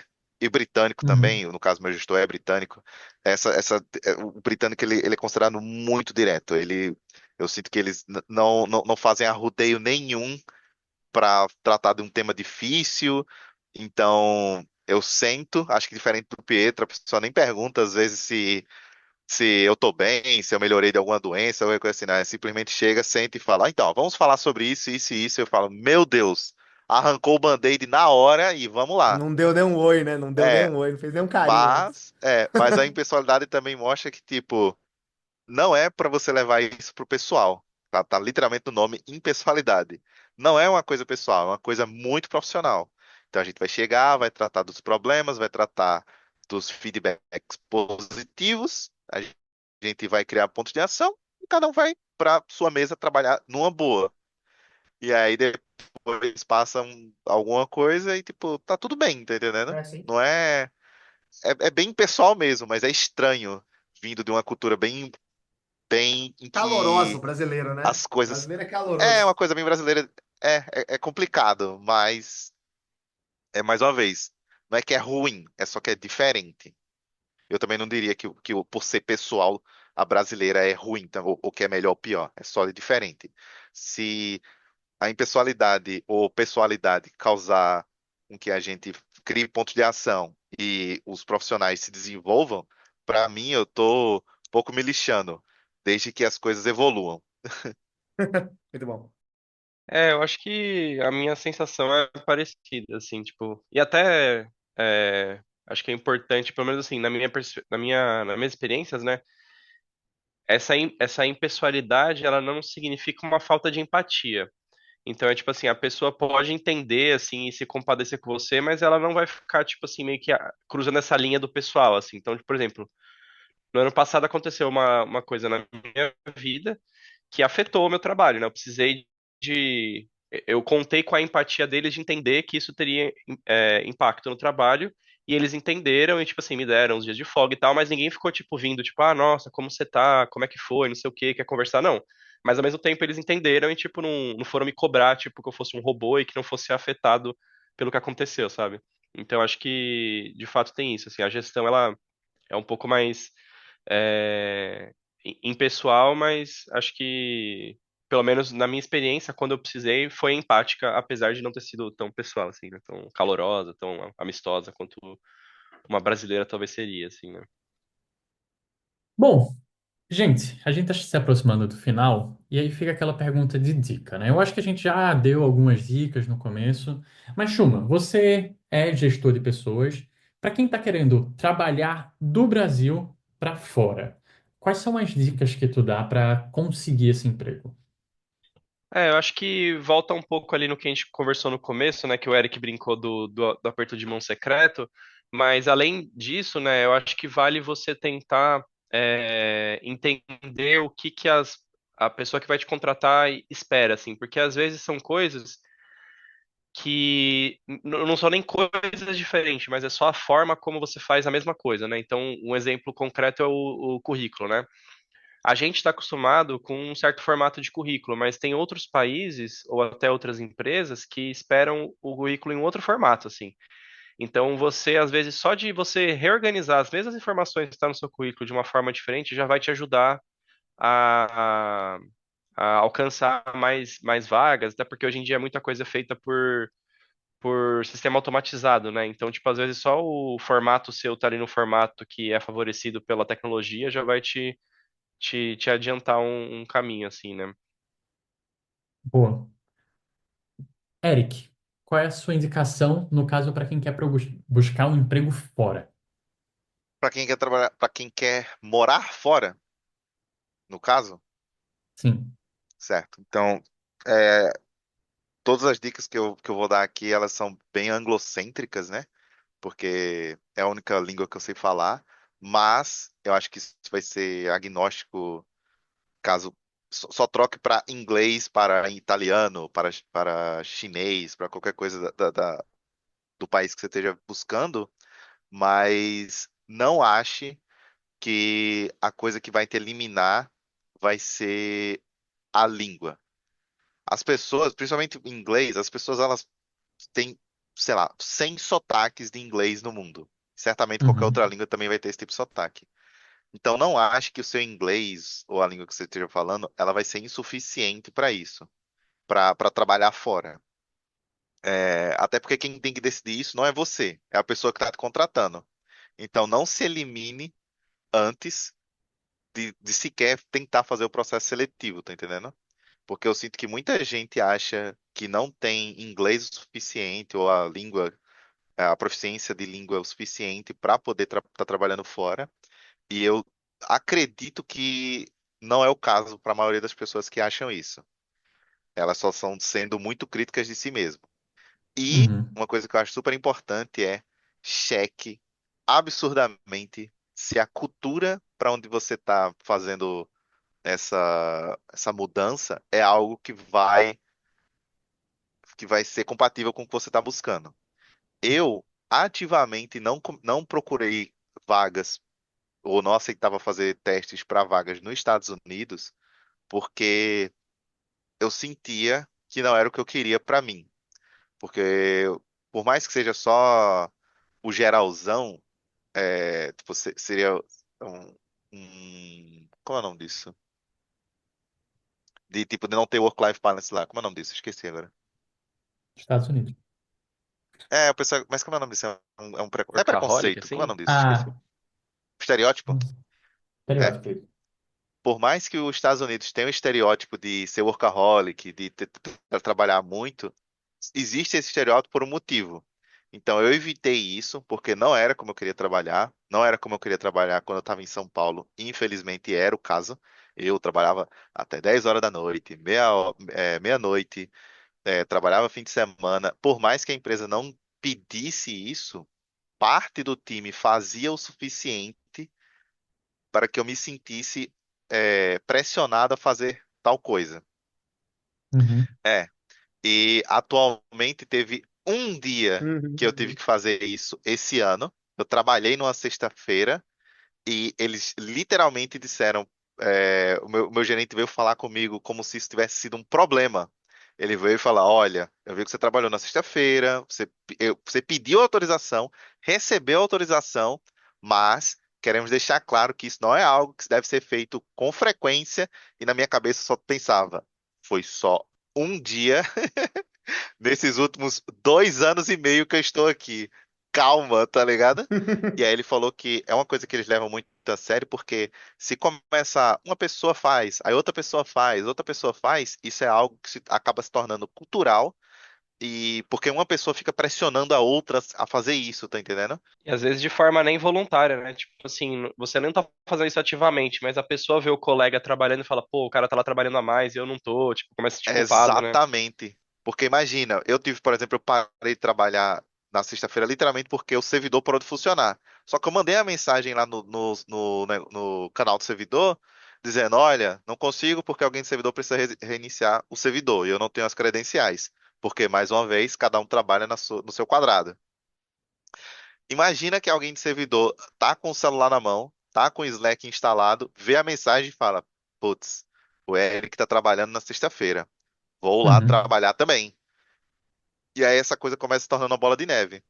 Sim. Então, pesquise se o local que você quer trabalhar é de fato o local que você quer culturalmente estar inserido nesse negócio. E como se você quer realmente trabalhar morando fora, você vai ser obrigado a procurar um local que seja provavelmente híbrido ou muito mais provavelmente que seja 100% presencial, né? Porque se você for trabalhar remoto, full remote, eles não vão te levar para lá. Então, idealmente, se você gosta de trabalhar de casa, tenta encontrar alguma coisa híbrida. Boa. Pietro, sua dica, por favor. Cara, eu acho que eu já mencionei isso, mas é tão bom LinkedIn. LinkedIn é um local que tem muita busca por desenvolvedor, mas tenha paciência. Não vai ser amanhã. Cara, eu me frustrei, eu fiz bastante teste, é até engraçado, assim, um pouco antes de vir para a empresa que eu tô, eu fiz teste para uma empresa menor e a empresa me negou. Então, não é sobre você, às vezes é sobre o processo, não tava, você não, sabe, o processo é sempre meio esquisito, é, mas é isso. Tenha paciência, mas tenha um bom LinkedIn. Quando eu digo um bom LinkedIn, coloca lá o que você trabalhou, quais foram as suas atribuições. Principalmente para game design, isso chama muita atenção entender quais foram as atribuições no que você já trabalhou. Quando a gente faz entrevista hoje, eu tento muito entender se a pessoa já teve conhecimento naquelas coisas, se a pessoa diz que teve conhecimento, eu tento explorar um pouquinho mais sobre isso.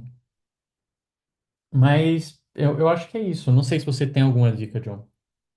Cara, mas eu acho que a única dica que eu adicionaria também é mete a cara. Eu acho que é uma outra coisa. É meio que um pouco do aglomerado de tudo que vocês estão falando, de tipo, cara, olha a parada, achou que é possível. Claro, não é você de júnior e vai tentar uma vaga de sênior. Mas, cara, se você viu lá que é possível, tente. Não fique com medo também, sabe? É muito.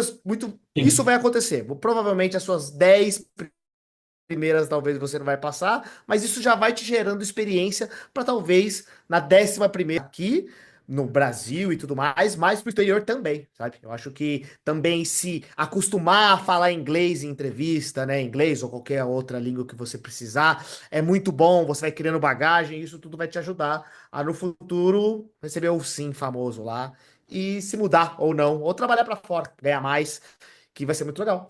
E então, mete a cara. Boa.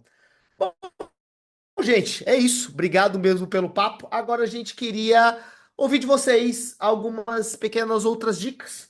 Eu queria ouvir de vocês dois dicas de jogos que podem ter a ver com o que a gente está falando ou não, e também pessoas para indicar que você acha que faz sentido, dado o que a gente está comentando, ou se há um outro desenvolvedor de jogos que você acha que é legal as pessoas seguirem e que você acha que faz sentido para esse momento. Então, dica de jogo e dica de pessoa. Então, primeiramente, Eric, por favor. Eu?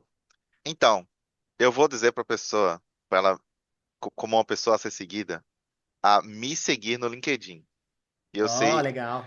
é estranho, mas eu acho que é válido, porque se você tem alguma dúvida que você tenha depois desse episódio, que você acha que eu posso responder pra você, pode ir lá me perguntar. Olha só. Eu tenho uma história pra contar do LinkedIn, graças ao que aconteceu, graças ao GD de bolso, que eu não contei nem pro Pietro. Ah, que Mas legal. eu estou abrindo aqui dia 23 e 24 de dezembro de 2024, ou seja, Uhum. mais ou menos 4 meses atrás. Basicamente, Natal do ano passado, eu Exato. recebi eu recebi duas mensagens, graças ao GD de bolso, que as pessoas vieram me perguntar, olha, te conheci vendo o GD de bolso, eu reconheço esse sotaque, acho que o cara talvez seja de Pernambuco ou alguma coisa assim. E ele veio me perguntar mais coisas, porque ele também é desenvolvedor e aí ele queria saber mais sobre alguma coisa que a gente não tinha mencionado no podcast. E aí eu demorei para respondê-lo, mas eu respondi, provavelmente ele mandou essa mensagem antes do Natal, meses antes, e aí eu demorei um pouco demais, mas no Natal, um dia antes do Natal, véspera do Natal, eu fui incorporado pelo espírito natalino, abri o LinkedIn e vi que tinha essas mensagens do pessoal do GD de Bolso e eu respondi todas que eu pude. Você deu um presentão pra pessoa. Exato. As pessoas me mandavam as perguntas e eu vi aqui, eu acabei de contar durante o podcast a média de parágrafos que eu tive que responder, das minhas respostas eram 10. Então eu respondi Caraca. 10 parágrafos numa única mensagem, numa média. Teve um outro que foi menos, foi 4. Mas depois eu recebi mais mensagens, mas a grande parada é essa. Pode me perguntar no LinkedIn. Pode ser que eu demore. Talvez não tanto até o próximo Natal, mas eu vou responder. Muito bom. É só procurar Eric Anderson lá. E você vai achar com certeza que eu não deve ter muito desenvolvedor com esse nome. E jogos, eu tô jogando muito Monster Hunter Wilds. Matar uns monstros gigantes é legal. É, Tá aí. Tá achando fácil? tá fácil, mas não é ruim. É um fácil bom. Uhum, uhum. Já já vai sair DLC aí com os monstros ridiculamente difíceis. Aí você sofre um pouco Exatamente. mais. Vamos curtir esse Exato. começo, né? Exato. Eu já tô no High Rank, mas, pô, quando saiu Super High Rank, eu esqueci como é o nome que eles chamam.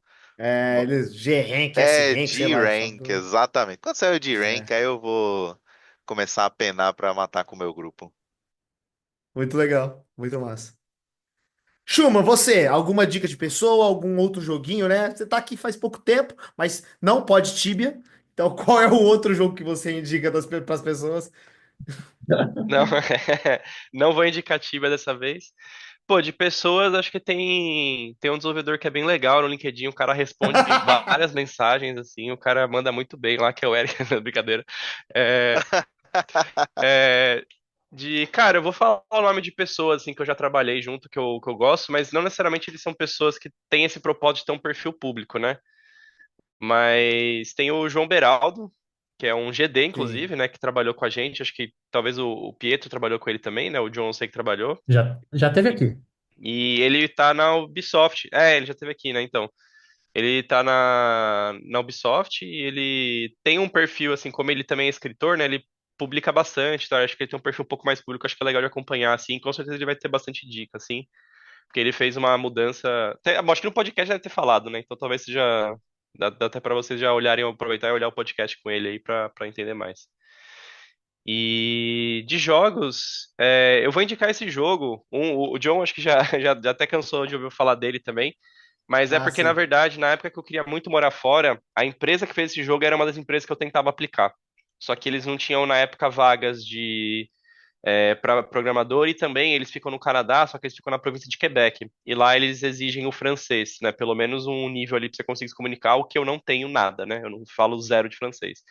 Que é o Outward, que é um jogo um RPG, mundo aberto, assim. Ele é Double A, então, tipo assim, se alguém pegar pra jogar, você vai ver que tem várias coisas ali que não são tão polidas e tal, mas o jogo eu ainda acho que vale a pena. Ele tem muitas coisas legais, muito mistério, e ele se propõe a ser uma coisa um pouco diferente, assim, do que a gente tá acostumado. E é bem legal, assim. Vai sair o 2 inclusive, num futuro próximo. Boa. É verdade. É verdade. Muito bom. Preciso testar. Puta, tem tanta coisa no backlog para pegar um Altered da vida. Eu acho que eu vou passar, viu? Exato. Ele é longuinho até. Ele é meio longo, é. Mas muito bom, muito bom. Pedro, você tem alguma dica, alguma pessoa? Você mesmo, não sei. Me Não, meu contem. ego não é tão alto que nem o de Eric, não. É, Eu sou baixinho, mas meu ego é alto. cara, eu vou recomendar o. Não joguei, mas eu tô ouvindo muito bem falar sobre ele. O Assassin's Creed Shadows. Ah, sim. Falamos do Beraldo, né? Tá aí, né? Exatamente. Exatamente. Quero complementar com o Beraldo aqui de novo. O Assassin's Creed Shadows tem. Nova franquia do Assassin's Creed. Foi um jogo que eu me apaixonei lá no começo. Vou jogar, porque normalmente. O episódio o jogo é sempre bom, sempre interessante, algumas versões muito fracas, mas eu tô achando legal que esse tá com uma nota bem boa, a galera tá gostando bastante. Então essa é a minha Uhum. dica. E dica de pessoa, eu não tenho, mas eu vou. Acho que eu já comentei aqui antes, eu vou comentar de novo. Tem um jornal, o The Gaming Era, que ele tá crescendo. Tem o Toso também, o projeto Controle de Voador, os controles Voadores. voadores eles estão crescendo com muitas coisas. Então dá uma olhada nesses dois projetos, são muito legais para a indústria de jogos. Eu recomendo sempre. John, alguma indicação? Cara, eu tenho umas indicações. Vamos lá, vou fazer a de jogo primeiro. Eu tava procurando até a indicação, não esqueci o nome da pessoa aqui. Vou ver se eu acho enquanto isso. Mas a indicação de jogo, legal. Eu gosto de jogar uns joguinhos meio não super famosinhos aqui. Então eu tenho uma indicação de uma pérola de 2024 que eu comecei a jogar e achei incrível. E mais pessoas precisavam jogar, que é o que chama Tactical Breach Wizards, que é um jogo tipo XCOM, que Nossa. é um jogo tático, mas em vez de você ser soldados, né? Você ainda são soldados, mas também são magos. Então Olha tem só. toda essa vibe meio SWAT, mas o cara tem um rifle que a ponta do rifle é um staff de mago. Aí a menina tem poderes de choque. E é um jogo muito bem feito, muito foda, visualmente muito legal, com gameplay assim, bem XCOM, mas um pouco mais palatável, né? Menos hardcore, mas ainda assim muito bem feito. E é feito pela galera que fez Gunpoint, que é um jogo antigueira que é muito bom também, mas o Tactical Breach Wizards é uma incrível pérola de 2024, então joguem, dê suas reviews e é isso aí, parabéns pra galera. Só tem para Windows. Tem isso, só tem pra mim, só é em inglês, desculpa, É muito mas bom. é muito bom. Eu já até pesquisei para ver se eles vão lançar para outras coisas, mas ainda não tem nenhum. É isso. Eu esqueci o nome da pessoa que eu ia indicar, então eu não vou indicar. É isso. Digo Eric, é bom. É isso. Indico o Eric Anderson, ele responde várias perguntas Game Development, lá no LinkedIn É dele. Ele é uma pessoa Andersen. simpática. É um erro comum, que não é Anderson. Anderson. É Andersen. Não Anderson. sei se tu falou O ou Hum, não, hum. mas. Eu acho que eu falei certo, mas Ah, então foi passou. mal. Tá tudo bem. Bom, gente, obrigado. Obrigado pelo papo. Foi muito legal, muito aprendizado, muito legal ouvir até as histórias de vocês, né? Até saber onde vocês estão agora, entender como é que tá essa vida de vocês, assim, como desenvolvedores de fora, que eu acho que no final das contas é muito sim do que a galera busca, né? Todo mundo teve o sonho de já trabalhar na Capcom, na Ubisoft, e isso, de certo modo, é um pouco, né? Ouvir esse episódio aqui provavelmente talvez dê um gás para as pessoas irem atrás e entenderem um pouco mais essa jornada até chegar num projeto que ele queira trabalhar, ou até mesmo queira sair do Brasil, que é uma das vontades de muita gente, sim. Então, valeu, foi muito legal, muito obrigado pelas histórias aí. E eu queria agora abrir para vocês divulgarem o que vocês quiserem, falarem um pouquinho, divulgar o LinkedIn. Eu sei que o Eric já fez, mas se vocês quiserem também divulgar algum projeto que vocês estão trabalhando, ou qualquer outra coisa que faça sentido, fiquem à disposição. Então, Chuma, primeiro você. Quer divulgar algo? Quer falar alguma coisinha? Não, acho que só para finalizar, assim, acho que hoje em dia o mercado internacional está bem mais acessível. Então, se você tem essa vontade, igual o Eric comentou na questão da língua, né, de você, tipo, putz, eu acho que talvez eu não tenha a língua estrangeira tão fluente o suficiente, aplique isso para todo o resto, sabe? Tipo assim, na dúvida tente, assim, não tem por que não tentar, Perfeito. sabe? Então, se Exato. tem uma vontade sua, vai, porque hoje em dia tem muita vaga, tem muita empresa contratando. Tem muita empresa pequena também que você nunca vai saber que existe, sabe? Então, tipo, esteja aberto que acho que tá mais acessível do que as pessoas pensam, assim. Massa. Valeu, valeu, obrigado. Eric, umas últimas palavras? Não, eu já fiz a recomendação lá do meu próprio LinkedIn, mas o resumo, acho que fica muito difícil de fazer qualquer tipo de resumo, mas o Schumann fez um já muito perfeito, que é a mesma coisa que é a coisa que eu sempre falo de não se elimine do processo. Deixe o entrevistador ou a pessoa que vai tentar te contratar, o recrutador, que tenha esse trabalho. Porque não é parte do seu trabalho se eliminar das coisas. Tá entendendo? Então, tenta tudo. Eu sei que às vezes pode parecer coisa demais, mas parecia um pouco longe demais para mim morar em Londres. Pro Pietro, ele mesmo falou que ele nunca imaginou estar trabalhando para uma empresa tão grande quanto a que ele trabalha atualmente. Então, essas histórias elas acontecem muito mais do que você imagina. Pessoas indo trabalhar para fora sem ter imaginado que já estavam prontas o suficiente para estar trabalhando fora. E quando elas chegam lá, elas veem que tipo fica muito claro que você já estava pronto e você só não sabia. Então, não se elimine do processo. Uhum. Foda. Muito bom. Gente, obrigado novamente, valeu mesmo, obrigado pelo papo e por tudo mais. E por ser essas pessoas maravilhosas, né? Que é isso, é E você. Pietro, também, por favor. Muito obrigado. Gente, foi muito bom ter vocês aqui de novo. Schumann teve aqui recentemente, Eric faz um tempinho. Mas eu gosto muito dessa fala final de vocês e não se elimine. Quando eu consegui o meu emprego, eu acho que uma das coisas que eu fazia, eu passava pela entrevista, eu dava o meu máximo, mas na minha cabeça, cara, eu nunca vou passar nisso. E eu tô aqui hoje, É, né? Mas eu nunca me eliminei durante o processo, apesar de eu não acreditar. E um amigo nosso recente, que eu já mencionei aqui, que ele tá na Dinamarca, sim. ele tava na mesma situação e quando ele falou pra mim, não, porque eu acho que eu não vou passar, eu fiz, cara, só faz, dá o teu melhor, e eu acho que isso vai, pelo que tu tá me falando, vai dar certo. Pô, Dito e feito, ele tá lá trabalhando, super feliz. Que exato. legal.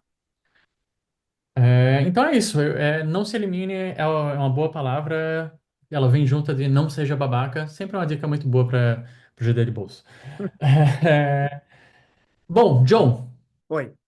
se você quiser morar no mundo que tem estrelas, que mundo é esse? Nossa. Caramba. Bom, eu não sei que mundo é esse, mas se você quiser dar 5 estrelinhas pro Game Design de Bolso e ajudar a gente a divulgar aqui o projetinho. É só você entrar lá no Spotify, que tem pelo celular uma maneira de você dar um rating lá no episódio. E vai ser legal porque você vai ajudar na divulgação e para chegar em mais pessoas. Claro, você também pode fazer isso divulgando os episódios para pessoas que você conhece, pessoas que são desenvolvedoras de jogos ou que queiram divulgar, trabalhar fazendo jogos. É só você entrar lá no Game Design de Bolso nas plataformas de streaming de podcast. Você vai ver que tem vários outros episódios muito legais para você ouvir sobre vários outros temas com outras pessoas muito legais. E, claro, mandar para outras pessoas se você quiser. E se você quiser também saber das informações fresquinhas que o Game Design de Bolso tá fazendo, né? Os episódios novos, ficar sabendo sempre das atualizações, é só seguir a gente nas redes sociais, lá no Twitter, no Instagram, por @GD de Bolso. Lá a gente pode bater um papo. Se você quiser também mandar algumas perguntinhas, a gente troca uma ideia por lá também. E é isso. Gente, muito obrigado a todo mundo que ouviu até aqui. Um beijão no coração de todos vocês também. E tchau, tchau. Tchau, tchau. Tchau.